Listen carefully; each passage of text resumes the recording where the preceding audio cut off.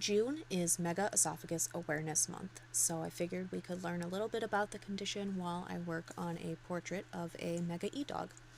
Megaesophagus is considered a combination condition because the esophagus is both dilated and lacking in motility. In simplified terms, the tube that carries food from the mouth to the stomach is larger than it should be and no longer has the muscle tone needed to push food down.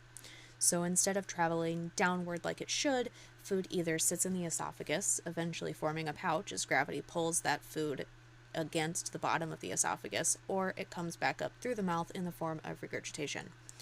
megaE is the most common cause of regurgitation in dogs, though the condition is absolutely not limited to that species, and should be a top diagnosis to rule in or out if your dog is regurgitating their food and or their water. This is usually accomplished with a barium X-ray of the esophagus and the stomach. A barium X-ray is also usually used to rule in or out PRAA in puppies, which is a potential cause of megaesophagus. If you have ever messaged me about your puppy that was newly diagnosed with megaesophagus, you probably already know that, as I told you that you should have a barium X-ray done to make sure that they do not have PRAA. Puppies born with that condition have an artery that was left over from birth. In most dogs, it dissolves once they're born, but in the ones with PRAA, it just doesn't, and it wraps around the esophagus. As the pup grows, this vessel essentially strangles the esophagus, which prevents food from making it to the stomach, and eventually it starves them to death. Dogs born with PRAA almost always need corrective surgery to fix it, and afterwards they have a chance at a full recovery with no remaining esophageal issues. They still might need a Bailey chair, they still might need special food consistency, they still might need a raised dish, but others go on to have absolutely no problem whatsoever, and aside from the scar, you would never know that they were born with a problem.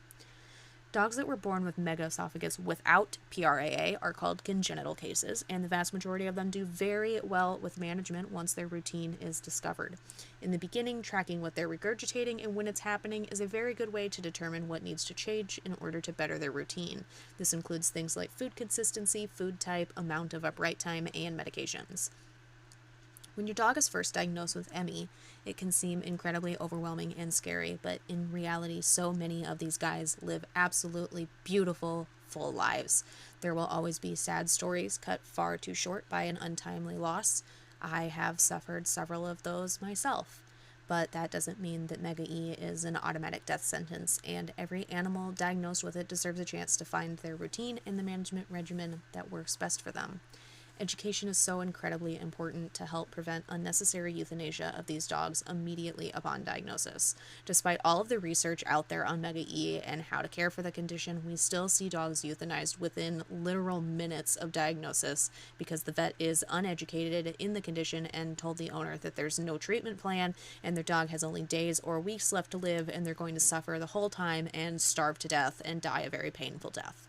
And it's not true. There are always going to be cases where the dog passes away within a couple days of diagnosis, but that is not the majority of what happens. The goal is to someday get to a place where the knowledge of megaE is so vast and widespread that no dog is immediately euthanized by a heartbroken owner who didn't know any better, where veterinarians are aware of how to care for these dogs and how to help their owners navigate it successfully, in a world where megaE dogs just get to live and be who they are. And this month, with your help, we're going to raise that kind of awareness one video at a time.